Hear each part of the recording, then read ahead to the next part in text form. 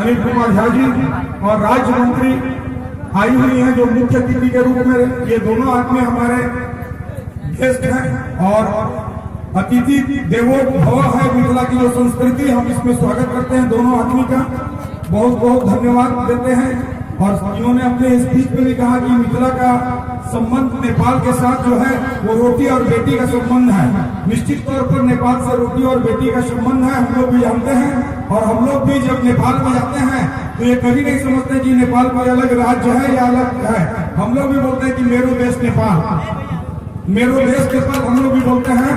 और हम लोग बहुत नेपाल को अपना एकदम एक हिस्सा मानते हैं, बफर स्टेट है।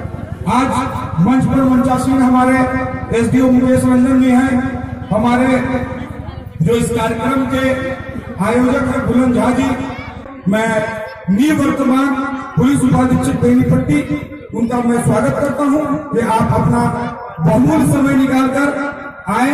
और इठी की बोली थी पूर्व डीएसपी नहीं, निवर्तमान डीएसपी होगी। तो विद्यापति जी के बारे में सारे लोग जानते हैं, मिथिलांचल में पैदा हुए हैं, मिथिलांचल में जन्मे हैं, मिथिलांचल में उनकी रचना हुई है।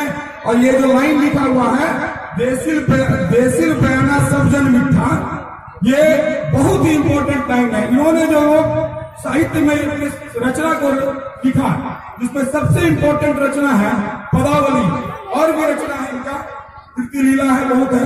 तो इनकी रचना में जैसे जय जय भैरवी असुर भयामणि पशुपति भामुनि माया, तो ये जो रचना है ये दर्शाता है कि भक्ति रस रखते हैं। लेकिन जब वो राधा और कृष्ण के बारे में लिखते हैं अपनी रचना में, तो उसमें श्रृंगार रस झलकता है। तो ये वो कवि थे जिसमें भक्ति रस में था।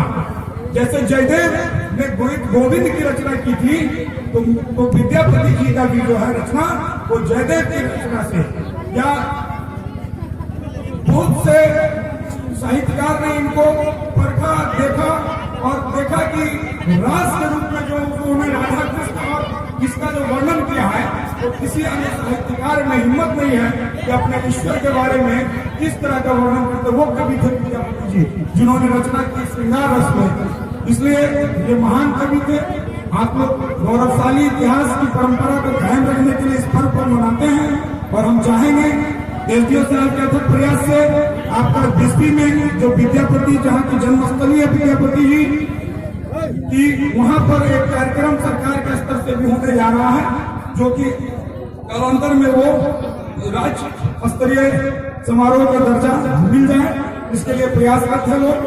लेकिन विद्यापति जी कभी ही नहीं थे। विद्यापति जी को तो लोग ईश्वर का दर्जा देते हैं, जिनके यहाँ भगवान साक्षात शिव चाकरी किए, नौकर बन के उनके घर पर आए, तो वो ईश्वर से कम नहीं थे। इसलिए कि साक्षात शिव जब उनके यहाँ आ गए तो विद्यापति जी कवि के साथ साथ ईश्वर थे। इसलिए मिथिलांचल में इनकी परंपरा को आप लोग कायम रखें, इस गौरवशाली इतिहास, इस गौरवशाली परंपरा को अक्षुण्ण रखें, यही मेरी कामना, शुभकामना है।